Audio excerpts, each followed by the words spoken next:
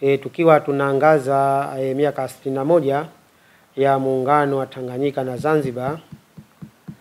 Kimsingi ni vyema tukaangalia tunatoka wapi, tupo wapi na tunakwenda wapi. Lakini kwa ufupi tu niseme kwamba katika miaka 61 ya muungano wa Tanganyika na Zanzibar tunashuhudia kuwepo kwa mabadiliko makubwa na mageuzi makubwa ya kimaendeleo katika sekta mbalimbali za huduma za jamii, lakini kiuchumi, kijamii na kiutamaduni. Na niseme tu kwamba ni kazi na utu na tunasonga mbele. Kimsingi tunashuhudia kuimarika kwa miundombinu katika sekta ya afya, sekta ya elimu, sekta ya usafirishaji, lakini pia sekta ya huduma ustawi wa jamii, lakini pia tunashuhudia kuwepo kwa utawala bora na wa sheria, lakini kikubwa zaidi ni kuwepo kwa amani na utulivu, ambalo niseme kwamba hii ni hazina kubwa kwa Tanzania. Na ni wajibu wetu kwamba kila mmoja kulinda amani na utulivu uliokuwepo, na wala tusiwape nafasi wale ambao hawaitakii mema nchi yetu. Kwa hivyo lakini jingine ni mashirikiano na umoja wa kitaifa, kwamba Tanzania tunaishi kama ndugu, tuko wamoja, lakini pia tumekuwa na mashirikiano makubwa katika sekta zote, pia na katika ustawi wa jamii.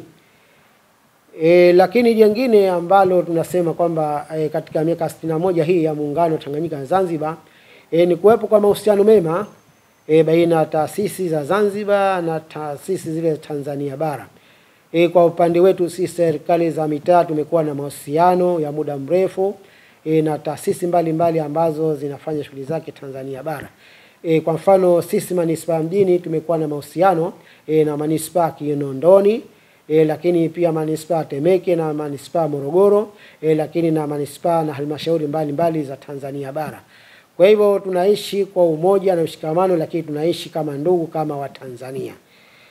Kwa hivyo kikubwa zaidi ni kuweza kulinda amani na utulivu, ambao ndio jambo kubwa. Na niseme tu kwamba maendeleo na mafanikio haya ambayo sasa tunajivunia ni kwa sababu ya amani na utulivu uliokuwepo. Niwaombe sana wananchi, tusiwape nafasi hata kidogo wale ambao hana nia njema na nchi, na wapo tayari kuvunja amani kwa wakati wowote.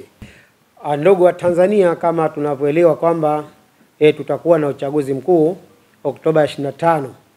Napenda kuchukua nafasi hii kuomba sana Watanzania wenzangu kudumisha umoja, amani na utulivu katika kuelekea uchaguzi huo kwa maslahi mapana ya taifa letu.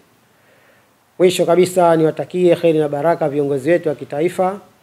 Kwanza Rais wa Jamhuri ya Muungano wa Tanzania Daktari Mheshimiwa Samia Suluhu Hassan, lakini pia na Rais wa Zanzibar na mwenyekiti wa Baraza la Mapinduzi Mheshimiwa Daktari Hussein Ali Hassan Mwinyi.